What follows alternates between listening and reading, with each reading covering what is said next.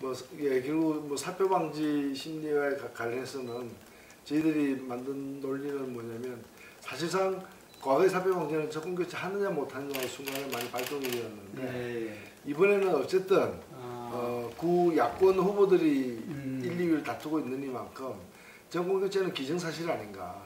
그러면 어떤 정권 교체여야 하는가라는 점에서 정권 교체된 이후에 진보정당의 발언권이나 영향이 커질수록 그런 것들이 반영이 되어서 이 새로운 정권에서 진보적인 정책 선회가 이루어질 수 있기 때문에 정권 교체는 이미 됐다. 기정사실로 하고 어떤 정권 교체나 심상정과 같은 사람이 표를 많이 얻을수록 진보적인 정책 선회가 가능할 수 있다라는 그런 논리를 구사하고 있습니다. 진보적인 정권 교체, 과감한 대개혁. 어차피 누구든 다 개혁을 얘기하지만 더 과감성 있는 그 개혁은 심상정 후보만이 할 수 있다는 거죠. 일종의 차별성이기도 하고 또 사실 우리가 노동이라는 것을 갖다가 우리 사회의 다양한 사회의 특정한 직업군, 특정한 분파를 가리키는 것이 아니라 우리 사회의 가장 큰 문제는 불평등과 불공정이고 그것이 지난 20년 동안 심화되어 왔기 때문에 가장 대표적으로 공정하지 못한 사회의 피해자, 또 평등하지 못한 사회의 어떤 이 소외된 그 사람들이 바로 직장인이고 일을 해서 먹고 사는 사람들이라 본다면은 이런 일하는 것이 보람이 있어야 되고 또 그 결과로 당당해질 수 있는 그런 나라를 만들겠다라는 것이죠.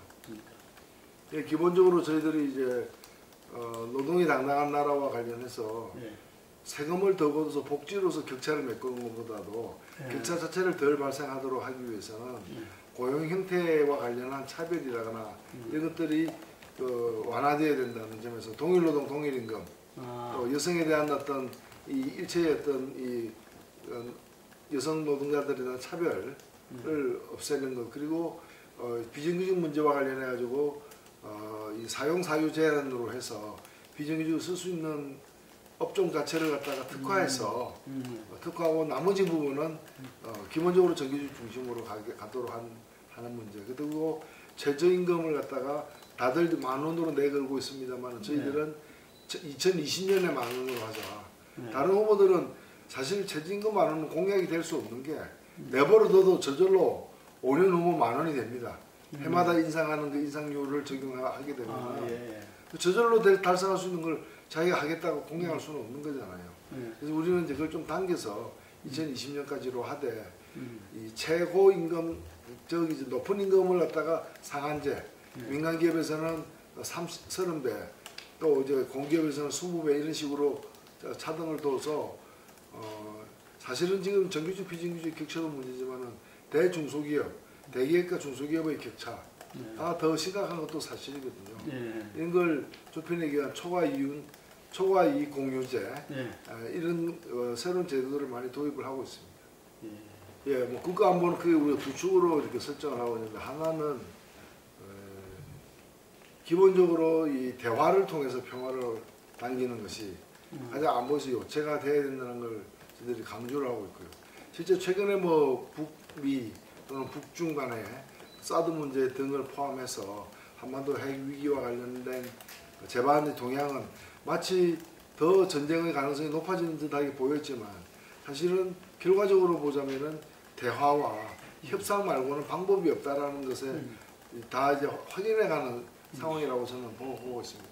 그 점에서 포괄적인 일괄 타결로서 한반도에서의 어떤 핵무기 철거와 그리고 이 북미 간의 어떤 긴장을 갖다가 근본적으로 완화시키는, 그래서 새로운 평화 체제로 전환하는, 그리고 불가침 조약이라거나 또는 서로의 상호 체제 인정 국교 수립 등을 바탕으로 해서 평화 협상에 의해서 관계를 갖다 변화시켜 나가는 길이 유일한 길이고, 그를 위해서 육자회담 등 프로그램을 재가동해야 된다는 것이 저희들 입장입니다. 또 하나 저희들이 안보와 관련해서 뭐 여러 가지 공약이 있습니다만, 안보는 결국에는 우리 국민들이 지켜내는 것이고, 지금 현재 국민 개병제를 여전히 실시하고 있는 상황에서 특히나 그 군대에 자식들을 다 보낸 많은 부모들도 있는데 한 달에 평균 20만 원 정도를 집에서 타다 쓴다 그래요. 그래서 심지어는 요즘에는 세탁 같은 것도 다 세탁 500원짜리 동전 넣고 세탁기 돌리는데 군대에서. 예, 군대에서 군대 다 그렇게 돼 있는데 시설 자체가. 그런데 그 500원짜리 집에서 가져다 간다네요. 500원짜리를 갖다가 100개씩 20개씩 이렇게 해가지고 가져가서 쓴다고. 자기 월급으로는 충당이 안 되니까. 월급이 과거에 비해서 올랐지만은 많은 것을 또 과거보다 과거에 그냥 지급 무상으로 지급하던 소모품들을 갖다가 본인이 사서 쓰게끔 또 하고 있기 때문에 그 오른 월급이 아무 의미가 없는 거예요. 그러다 보니까 최소한도의 어떤 생활을 유지하기 위해서도 바깥에서 자기가 저축한 것이 있든 아니면 집에서 매달 20만 원 정도를 타다 쓴다는 겁니다. 그래서 이런 것을 개선하기 위해서 저희들이 그 최저임금에 연동해가지고 최저임금을 다 받을 수는 없겠지만은 뭐 최저임금 한 50%라도 받게끔 한다거나 그래서 그래서 병사 기준으로 해서 54만 원 정도로 봉급을 인상해서 최소한 국민의 의무로서 국방을 지금 담당하고 있다면 그 비용은 국가가 사실 되는 게 맞다. 네,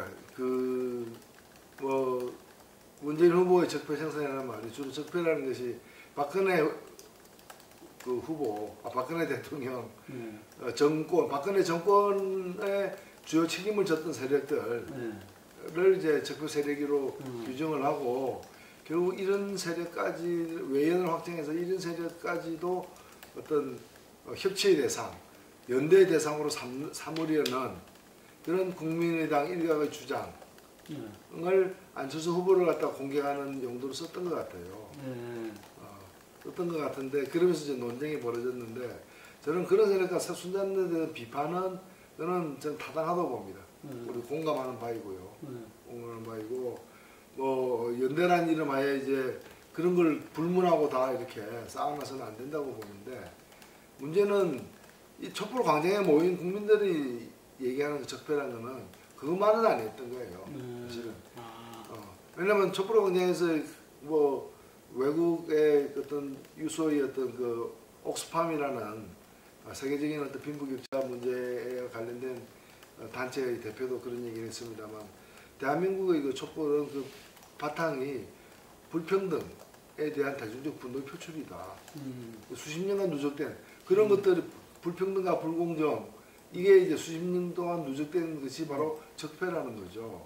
이것이 이제 돈이 실력이다라는 정유라의 어떤 말로서 표현이 되었던 부분인데 그건 대한민국에서 가장 큰 문제는 격차라고 얘기하고 해야 될 일이 격차였었는데 이 격차를 만들어내었던 지난 20년간은 누가 책임을 져야 되느냐 20년간의 적폐는 누가 만들어냈느냐 그건 민주당도 10년 집권했고 정도의 차이는 있지만 이쪽도 10년 집권한 거 아니에요. 그래서 상대를 갖다가 그런 사람들과 손잡는 걸 비난하는 걸까지는 이해되는데 적폐라고 얘기할 때는 스스로 좀 옷깃을 여미고 과거 자신들이 집권했을 때의 정책 저 어떤 여러 가지 뭐 실책이라거나 한계라거나 이런 것들을 겸허하게 인정하면서 넘어서려는 의지를 보이는 게 필요한 거 아니냐. 모든 잘못은 너희들이 다 했다. 우리는 뭐 엄청 잘했다. 이렇게 얘기가 설득력이 없다는 그런 뜻이에요. 다행히 이 얘기가 나오고 며칠 있다가 이제 그 캠프에서 이제 적폐 논쟁을 더 이상 안 하기로 또 적폐란 말을 더 이상 안 쓰기로 했다 그래서 폐기득권 세력으로 뭐 표현을 좀 바꿨다 이런 말이 있더라고요. 뭐 차라리 그렇게 할 수도 있겠죠. 근데 또 우리 사회적으로 보자면은 우리 사회 누구나 다 인정하는 격차 문제는 지난 10년 동안에만 발생한 건 아니었거든요. 그 전부터 이어져 왔던 것이고 여기에 대해서 사실 정치하는 모든 사람이 좀 정치적 책임감을 느낄 필요가 있습니다. 나라를 바로 세우는 게 중요하다고. 예를 들면은 국민통합이라고 얘기하면서 주로 촛불과 태극기 통합을 얘기합니다. 근데 제가 볼 때는 기계적인 그런 어떤 발상은 대단히 위험하다고 보는 거죠. 사실은 이번처럼 다수 국민들이 통일된 의사를 형성한 적이 별로 없습니다. 대통령을 탄핵해야 된다는 그 엄청난 주장 앞에 동의하는 국민이 80%였거든요. 80%.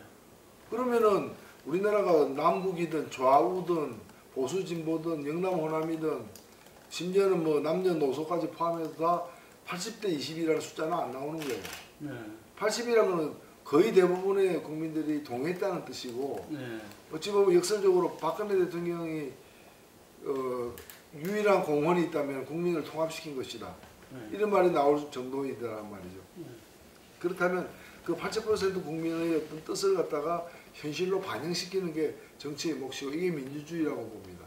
잊어보는 것이지. 그리고 그런 속에서 우리 국민들이 하나의 통합이 되는 것이지 그냥 80을 대표하는 정치인과 20을 대표하는 정치인의 통합 이게 진정한 통합이 아니라는 거죠. 네. 통합이 돼야 되는데 하청 통합이 돼야 되는 거고 하청 통합이 되려면 뭘 기준으로 통합할 거냐. 그러니까 촛불과 태극기를 버무리는 게 통합이 아니라 뭘 기준으로 어느 쪽으로 수렴되게끔 통합될 것이냐. 그건 바로 촛불광장에서 많은 사람들이 외쳤던 이제 부패 없는 사회, 부정 없는 사회, 공정한 사회, 평등한 사회 이런 방향으로 국민을 통합시키는 게 중요하다는 거죠. 그래서 저는 그 대통합이라는 말도 어떤 다양한 정치 세력들 책임져야 될 세력까지도 책임도 안 지고 있고 지금 박근혜 전 대통령은 지금 아직도 자유한국당 당원이잖아요. 당원으로부터 아직 처벌도 안 받은 사람. 당원 정지만 됐죠. 예.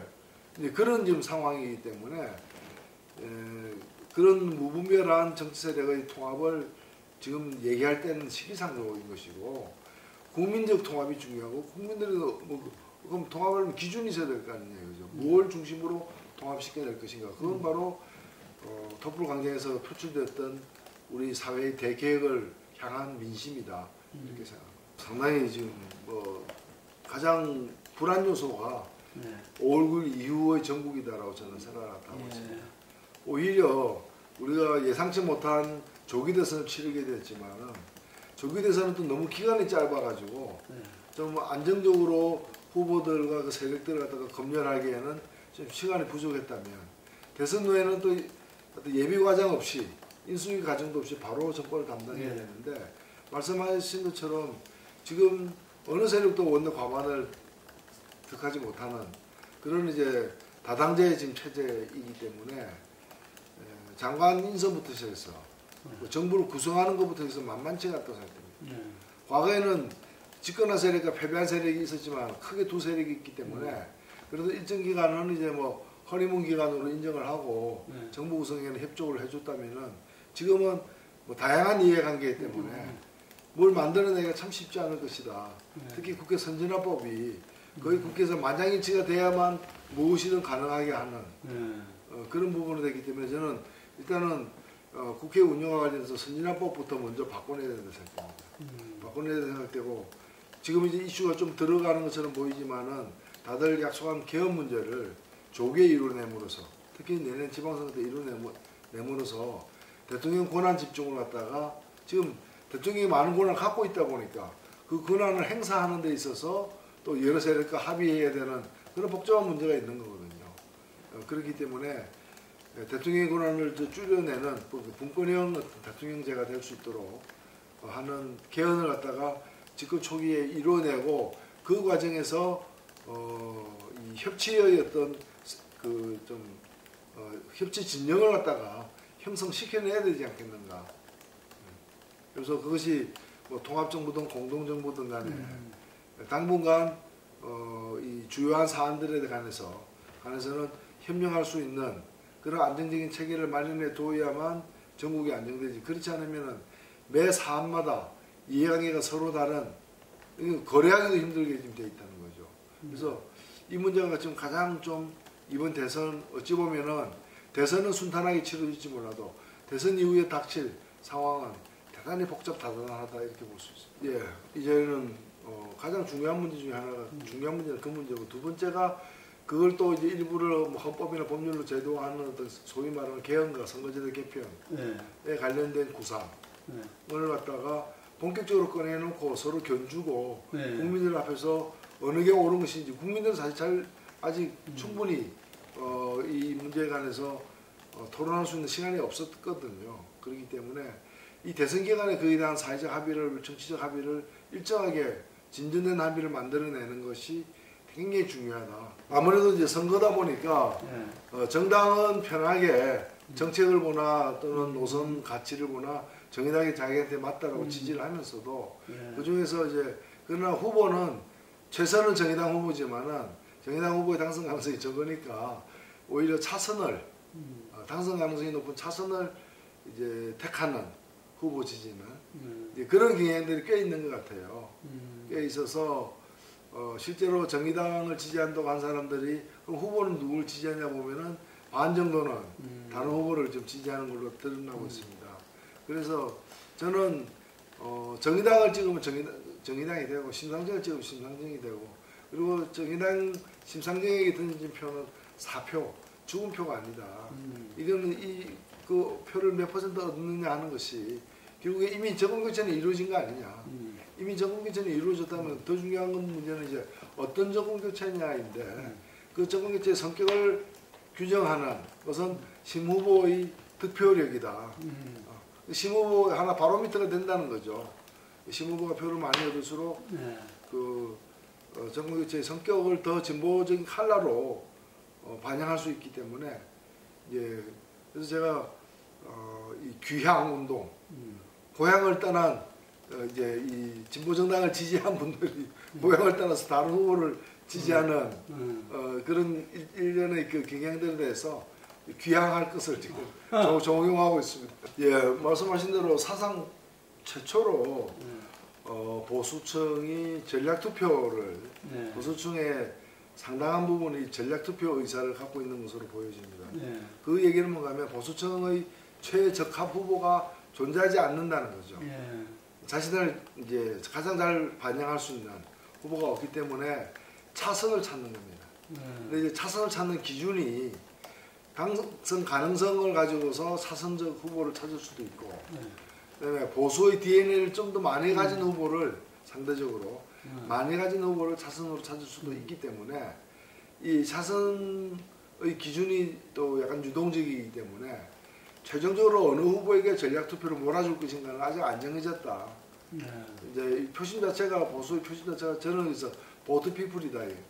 처음에는 반기문, 그 다음에는 이제 뭐 안희정, 반기문, 황교안, 안희정 이런 항구를 이렇게 이 항구로 갔다가 안 되니까 저 항구로 갔다가 지금 이제 안철수 후보를 향해 가고 있지만 이게 안철수 후보에게 다 정박할지 그 항구에 아니면 몇 군데로 나눠질지는 좀 더 봐야 될 것이라고 보고 다만 여기서 우리가 하나 볼 수 있는 게 뭐냐면 이분들이 대체로 연령대가 5, 60대층이 많습니다. 많은데 이 5, 60대층이 다른 세대에 비한 특징 중에 하나가 투표율이 과거에는 높았어요. 저는 이번에는 이분들이 보트 피플이기 때문에 과거 어느 때보다도 투표율이 낮을 것 같다라는 거죠. 그러니까 최적화 후보가 없이 전략투표를 해야 되기 때문에 전략투표를 감행하는 부분도 있겠지만은 전략투표 자체를 포기하는 부분도 적지 않아 있기 때문에 5, 60대의 투표율이 결과적으로 보면 예년에 비해서 전반적인 투표율은 투표하겠다는 분은 지금 많아졌습니다. 많아진 속에서 5, 60대는 상대적으로 좀 적어진 그럴 가능성까지도 있다 이렇게 생각합니다. 그래서 보수층 전반은 보수층 표를 다 얻는 후보는 없을 것이라고 본다는 거죠. 부분적으로 얻어간다는 거겠죠. 이게 뭐 안철수의 딜레마라고도 볼 수 있죠. 볼 수 있는데 결국에는 안철수 후보는 자신의 강점을 다른 누구보다도 이 확장성이 크다. 즉 다양한 넓은 스펙트럼의 지지를 받을 수 있다라고 그게 자신의 강점으로 보는 것 같아요. 그 말은 일견 사실이고 틀린 생각은 아니라고 봅니다. 문제는 역으로 보자면은 정체성이 애매한 후보. 그러니까 안철수 후보가 좋은 스펙을 가진 착한 사람이라는 것을 넘어서서 정치인으로서의 어떤 컬러가 여전히 애매하다. 그렇죠? 여전히 애매하다.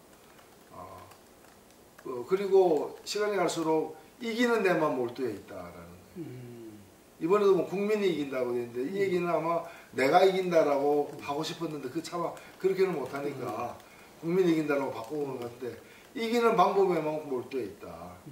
근데 무엇이 이겨야 하는지 정의가 이겨야 하는 것인지 또는 민주주의가 이겨야 하는 것인지 이런 어떤 그 가치 가치와 추구하는 가치와 자신이 일치가 안 되어 있다는 거죠. 여전히 필요할 때는 이 가치, 안보는 이 가치, 뭐 경제는 이 가치.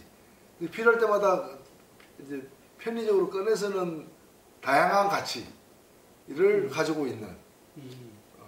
그래서 평생을 뭘 위해서 바쳐왔다거나 어떤 사람이라서 과거에 YS다가 DJ라거나 노무현이라거나 이런 이제 대통령이 될 만한 사람으로서의 어떤 나름대로 호불호가 따를 수도 있지만 자기 가치라는 그 컬러가 애매하다라는 거죠. 그래서 그걸 형성하는 데는 여전히 성공하지 못하고 있다. 그래서 두 번째 대선 치름에도 불구하고 이게 약점이 아닙니다.